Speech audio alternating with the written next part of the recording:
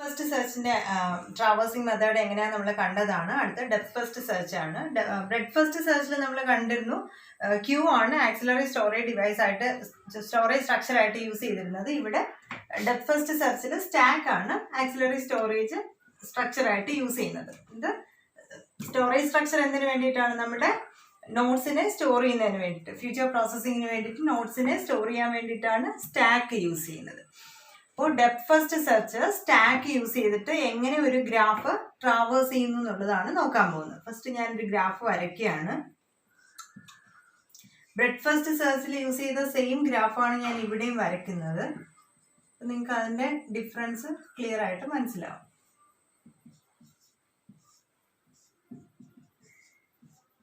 ഇതാണ് നമ്മുടെ ഗ്രാഫ്. അപ്പോൾ ആദ്യം നമുക്ക് വേണ്ട സ്റ്റാർട്ടിംഗ് നോഡ്. നമുക്കിതിൽ ഏത് നോഡിൽ വേണമെങ്കിലും സ്റ്റാർട്ട് ചെയ്യാം. ഞാനിപ്പോൾ എയിൽ നിന്ന് സ്റ്റാർട്ട് ചെയ്യാണ്. അപ്പോൾ എ ആണ് എൻ്റെ സ്റ്റാർട്ടിംഗ് നോഡ്. അപ്പോൾ ഈ നോഡുകളെല്ലാം ഒരു 3 സ്റ്റേറ്റിലൂടെ പാസ് ചെയ്ത് പോകും. നമ്മൾ ബ്രെഡ് ഫസ്റ്റ് സെർച്ചിൽ പറഞ്ഞതുപോലെ തന്നെ 3 state, status 1, status 2, status 3. Status 1 എന്ന് പറയുന്നത് റെഡി സ്റ്റേറ്റ് ആണ്. സ്റ്റാറ്റസ് 1 എന്ന് പറയുന്നത് റെഡി സ്റ്റേറ്റ് ആണ്, ready or initialization state. Status 2 എന്ന് പറയുന്നത് വെയിറ്റിംഗ് സ്റ്റേറ്റ് ആണ്. എവിടെയാണ് വെയിറ്റ് ചെയ്യുന്നത്? നമ്മുടെ ഡെപ്ത് ഫസ്റ്റ് സെർച്ചിൽ വെയിറ്റ് ചെയ്യുന്നത് സ്റ്റാക്കിലാണ് നമ്മുടെ നോഡ് വെയിറ്റ് ചെയ്യുന്നത്. അടുത്തത് പ്രോസസ്ഡ് സ്റ്റേറ്റ് ആണ്. അതായത് സ്റ്റാക്കിനകത്ത് വെയിറ്റ് ചെയ്യുന്ന ഓരോ നോഡും സ്റ്റാക്കിൽ നിന്ന് പുറത്തിറങ്ങുമ്പോഴാണ് തേർഡ് സ്റ്റേറ്റിലേക്ക് പോകുന്നത്, സ്റ്റാറ്റസ് 3യിലേക്ക് പോകുന്നത്. അപ്പോൾ ഇതാണ് 3 സ്റ്റേറ്റുകൾ. ഇനി ഈ നോഡിൻ്റെ, നമുക്കിപ്പോൾ ഈ ഗ്രാഫിനകത്തുള്ള എല്ലാ നോഡിൻ്റെയും സ്റ്റാറ്റസ് ഞാൻ എഴുതുകയാണ്. ഇവിടെ നമുക്ക് സ്റ്റാറ്റസ് മാർക്ക് ചെയ്യാം. ഫസ്റ്റ് എല്ലാ നോഡിൻ്റെയും സ്റ്റാറ്റസ് 1 ആയിട്ട് സെറ്റ് ചെയ്യുന്നു. 1 ആണ്. അടുത്ത സ്റ്റാർട്ടിംഗ് നോഡ് എ ആണ്.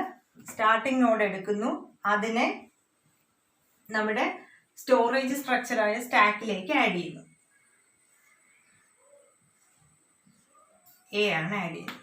നമുക്കറിയാം ഇതാ സ്റ്റാക്ക് എന്ന് പറയുന്നത് ഒരു എൻഡിൽ കൂടെയാണ് ഇൻസേർട്ട് ചെയ്യുന്നതും അതേ എൻഡിൽ നിന്നാണ് ഡിലീറ്റ് ചെയ്യുന്നതും. അപ്പോൾ നമ്മളിവിടെ എ ഇൻസേർട്ട് ചെയ്തു. ഇനി എ പുറത്തേക്ക് എടുക്കണമെങ്കിൽ ഈ എൻഡിൽ കൂടെ മാത്രമേ നമുക്ക് പുറത്തേക്ക് എടുക്കാൻ പറ്റുള്ളൂ. അപ്പോൾ ഇവിടെ ഫസ്റ്റ് സ്റ്റേറ്റിലിരുന്ന എയുടെ സ്റ്റാറ്റസ് ഇപ്പോൾ 2 ആയിട്ട് മാറി. എവിടെ? സ്റ്റാക്കിലേക്ക് എ എൻ്റർ ആയപ്പോൾ അതിൻ്റെ സ്റ്റാറ്റസ് 2 ആയിട്ട് മാറി. ഇനി അടുത്ത് എന്താ വേണ്ടത്? ഒരു സ്റ്റാക്കിലേക്ക് ഒരു നോഡ് വന്നു കഴിഞ്ഞാൽ സ്റ്റാക്കിൻ്റെ ടോപ്പ്, അപ്പോൾ അടുത്ത സ്റ്റെപ്പ് എന്ന് പറയുന്നത് സ്റ്റാക്കിൻ്റെ ടോപ്പിലുള്ള എലിമെൻറ്റിനെ റിമൂവ് ചെയ്യുക. ഇപ്പോൾ സ്റ്റാക്കിനകത്ത് ഒരു എലിമെൻറ്റേ ഉള്ളൂ, എ മാത്രമേ ഉള്ളൂ. അപ്പോൾ എ തന്നെയാണ് സ്റ്റാക്കിൻ്റെ ടോപ്പിലുള്ളത്. അപ്പോൾ അതിനെ റിമൂവ് ചെയ്യുക. അപ്പോൾ റിമൂവ് ചെയ്യുക എന്ന് പറഞ്ഞാൽ പ്രോസസ്ഡ് ആണ്. എയുടെ സ്റ്റാറ്റസ് 3 ആയിട്ട് മാറി. അപ്പോൾ ഞാനിവിടെ നമ്മുടെ ഗ്രാഫിൽ എ പ്രോസസ്സ് ചെയ്ത് കഴിഞ്ഞു. എ പ്രോസസ്സ് ചെയ്ത് കഴിഞ്ഞു. അപ്പോൾ എ പ്രോസസ്സ് ചെയ്ത് കഴിഞ്ഞാൽ അടുത്ത് നമ്മൾ നോക്കേണ്ടത്, ഒരു നോഡ് പ്രോസസ്സ് ചെയ്ത് കഴിഞ്ഞാൽ നോക്കേണ്ടത് ആ നോഡിന് എത്ര നൈബേഴ്സ് ഉണ്ട് എന്ന് ചെക്ക് ചെയ്യുക. അപ്പോൾ ഇതിൻ്റെ ഒരു ബേസിക് ഐഡിയ എന്ന് പറയുന്നത്, ഒരു നോഡിനെ പ്രോസസ്സ് ചെയ്യുക, അതിൻ്റെ ഏതെങ്കിലും ഒരു നൈബറിങ് നോഡിനെ സെലക്ട് ചെയ്യുക. അപ്പം ഞാൻ ബി ആണ് സെലക്ട് ചെയ്യുന്നത്. ഡെപ്ത് ഫസ്റ്റ് സെർച്ചിൽ ആ ഒരു നൈബറിങ് നോഡിനെ ആദ്യം പ്രോസസ്സ് ചെയ്യുന്നു. ഇനി അതിൻ്റെ നൈബറിങ് നോഡ്സ് ഏതൊക്കെ ഉണ്ടെന്ന് നോക്കുന്നു, അതിലൊന്നിനെ പ്രോസസ്സ് ചെയ്യുന്നു. അങ്ങനെ കണ്ടിന്യൂ ചെയ്യും. ബട്ട് ബ്രെഡ് ഫസ്റ്റ് സെർച്ചിൽ എങ്ങനെയാണ്? നമ്മൾ മുന്നേ പഠിച്ച ബ്രെഡ് ഫസ്റ്റ് സെർച്ചിൽ എങ്ങനെയായിരുന്നു? ഒരു നോഡ് പ്രോസസ്സ് ചെയ്തു, അതിൻ്റെ എല്ലാ നൈബേഴ്സിനെയും പ്രോസസ്സ് ചെയ്തതിന് ശേഷമാണ് അടുത്തതിലേക്ക് പോകുന്നത്. ഇവിടെ അങ്ങനെയല്ല. എ പ്രോസസ്സ് ചെയ്തു, എന്നിട്ട് എക്ക് എത്ര നൈബേഴ്സ് ഉണ്ട്? 3 നൈബേഴ്സ് ഉണ്ട്. ഡി ഉണ്ട്, ഇ ഉണ്ട്, ബി ഉണ്ട്. അതിലേതെങ്കിലും ഒരു നൈബറിനെ മാത്രമേ ഇപ്പോൾ പ്രോസസ്സ് ചെയ്യുള്ളൂ. ബാക്കിയെല്ലാം പെൻഡിങ്ങിൽ വെച്ചേക്കും. അപ്പോൾ എയുടെ നൈബറിങ് നോഡായ ബി എനിക്ക് വേണമെങ്കിൽ പ്രോസസ്സ് ചെയ്യാം, അല്ലെങ്കിൽ ഇ പ്രോസസ്സ് ചെയ്യാം, അല്ലെങ്കിൽ ഡി പ്രോസസ്സ് ചെയ്യാം. അപ്പോൾ ഇവിടെ ഞാൻ എ റിമൂവ് ചെയ്തു, അതായത് എ പ്രോസസ്സ് ചെയ്തു. ഇനി എന്താ ചെയ്യേണ്ടത്? എയുടെ നൈബേഴ്സിനെ സ്റ്റാക്കിനകത്തേക്ക് ആഡ് ചെയ്യുക. എയുടെ നൈബേഴ്സ് ആരൊക്കെയുണ്ട്? ബി ഉണ്ട്, ഇ ഉണ്ട്, ഡി ഉണ്ട്. നമുക്ക് ഏത് ഓർഡറിൽ വേണമെങ്കിലും ആഡ് ചെയ്യാം. ഞാനിപ്പോൾ ബി, ഇ, ഞാൻ ഈ ഓർഡറിൽ അങ്ങനെ ആഡ് ചെയ്യാണ്. ഡി, ഇ, ബി എന്ന് ആഡ് ചെയ്തു. അപ്പോൾ എയുടെ നൈബേഴ്സ് എവിടെ വന്നു കഴിഞ്ഞു? സ്റ്റാക്കിനകത്ത് വന്നു കഴിഞ്ഞു. അപ്പോൾ ഇതിൻ്റെ എല്ലാം സ്റ്റാക്കിനകത്ത് വന്നു കഴിഞ്ഞാൽ അതിൻ്റെ എല്ലാം സ്റ്റാറ്റസ് മാറും. ബിയുടെയും ഇയുടെയും ഡിയുടെയും സ്റ്റാറ്റസ് മാറി. ബി, ഡി, ഇ സ്റ്റാറ്റസ് 2 ആയിട്ട് വെയിറ്റിംഗിലാണ്. ഇനി നമ്മൾ വീണ്ടും സ്റ്റാക്കിനകത്തേക്ക് നോഡ് ആഡ് ചെയ്ത് കഴിഞ്ഞാൽ അടുത്തെന്താ ചെയ്യേണ്ടത്? സ്റ്റാക്കിന്റെ ടോപ്പിൽ നിന്ന് ഒരു എലിമെന്റിനെ റിമൂവ് ചെയ്യുക. അപ്പോൾ ഇപ്പോൾ റിമൂവ് ചെയ്യുന്ന ഏതിനായിരിക്കും? ബി ആയിരിക്കും റിമൂവ് ചെയ്യുന്നത്. അപ്പോൾ ബി റിമൂവ് ചെയ്യുമ്പോൾ നമ്മുടെ ഗ്രാഫ് എങ്ങനെ ആയി കഴിഞ്ഞു? ബി റിമൂവ് ചെയ്ത് കഴിയുമ്പോൾ ഗ്രാഫിൽ ബി കൂടെ പ്രോസസ് ചെയ്തു. ബി പ്രോസസ് ചെയ്തു. അപ്പോൾ ബി റിമൂവ് ചെയ്തു. ബി റിമൂവ് ചെയ്ത് കഴിയുമ്പോൾ ബിയുടെ നൈബേഴ്സിനെ വീണ്ടും ആഡ് ചെയ്യണം നമുക്കല്ലേ. അപ്പോൾ ബിയുടെ നൈബേഴ്സിനെ നമുക്ക് നോക്കാം. ബി പ്രോസസ് ചെയ്ത് കഴിഞ്ഞു. ബിയുടെ സ്റ്റാറ്റസ് 3 ആയിട്ട് മാറി. ഇവിടെ ഡിയും ഇയും അവിടെ തന്നെ ഉണ്ട്, ചേഞ്ച് ഇല്ല. ഇനി ബിയുടെ സ്റ്റാറ്റസ് നമുക്ക് എന്ത് ചെയ്യണം? ബിയുടെ സ്റ്റാറ്റസ് നമ്മൾ ചേഞ്ച് ചെയ്ത് കഴിഞ്ഞു. ബി റിമൂവ് ചെയ്ത് ഇനി ബിയുടെ നൈബേഴ്സ് നോക്കണം. ആരൊക്കെയാണ് ബിയുടെ നൈബേഴ്സ്? എ ഉണ്ട്, ഇ ഉണ്ട്, സി ഉണ്ട്. അതിൽ എ നോക്കി, എ ഓൾറെഡി പ്രോസസ്ഡ് ആണ്, അതിന് ഇനി നമ്മൾ ഒന്നും ചെയ്യേണ്ട കാര്യമില്ല. അതുപോലെ ഇ എവിടെ? വെയിറ്റിംഗ് സ്റ്റേറ്റിലാണ്. എവിടെയുണ്ട്? നമ്മുടെ സ്റ്റാക്കിനകത്തുണ്ട്, സ്ട്രക്ചറിലുണ്ട്. അപ്പോൾ അതിനെ നോക്കേണ്ട കാര്യമില്ല. ഇനി സി ഇപ്പോഴും ഏത്?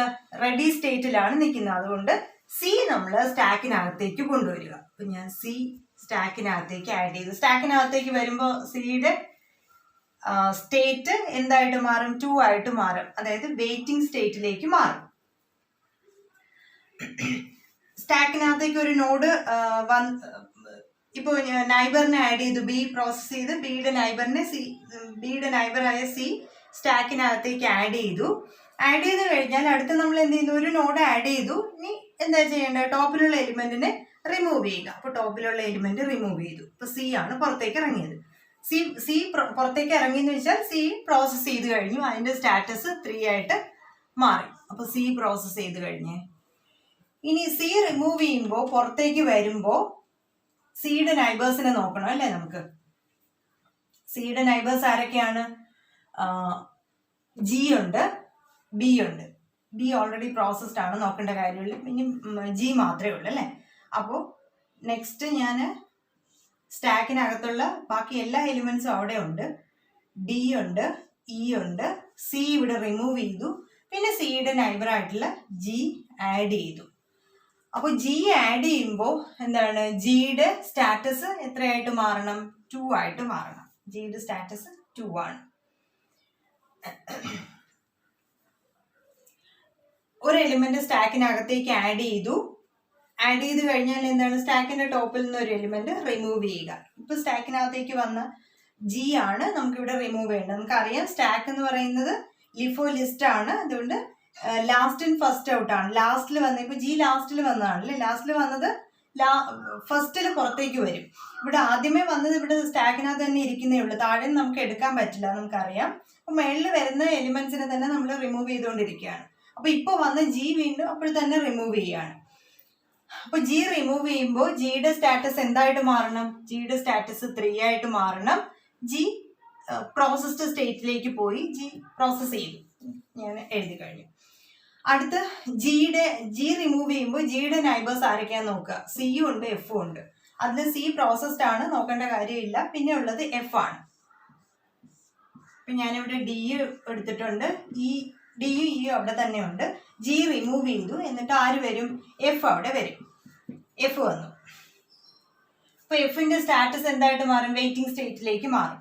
ഇപ്പൊ ഇവിടെ വെയിറ്റിംഗ് സ്റ്റേറ്റിലുള്ളത് ആരൊക്കെയാണ്? ഡി ഉണ്ട്, ഇ ഉണ്ട്, എഫ് ഉണ്ട്. ഡി, ഇ, എഫ് ഇവർ മാത്രമാണ് സ്റ്റാക്കിനകത്തുള്ളത്. അവരെല്ലാം വെയിറ്റിംഗ് സ്റ്റേറ്റിലുമാണ്.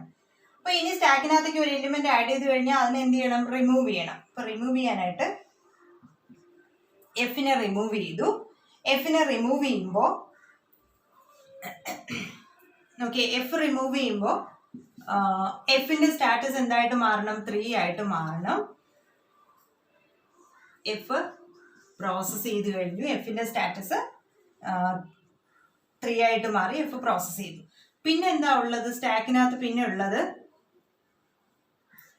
ഡി ഉണ്ട്, ഇ ഉണ്ട്, മാത്രമല്ലേ ഉള്ളൂ. ഇനി ഇപ്പൊ സ്റ്റാക്കിനകത്ത് ടോപ്പിലുള്ളത് എന്താണ്?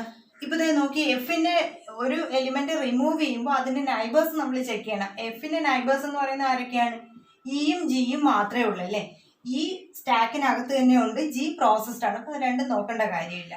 അപ്പോൾ നൈബേഴ്സിനെ ഒന്നും തന്നെ നമുക്ക് ഇവിടെ ആഡ് ചെയ്യാനില്ല. പിന്നെ സ്റ്റാക്കിന്റെ ടോപ്പിലുള്ളത് ഇ ആണ്. ഇ റിമൂവ് ചെയ്തു.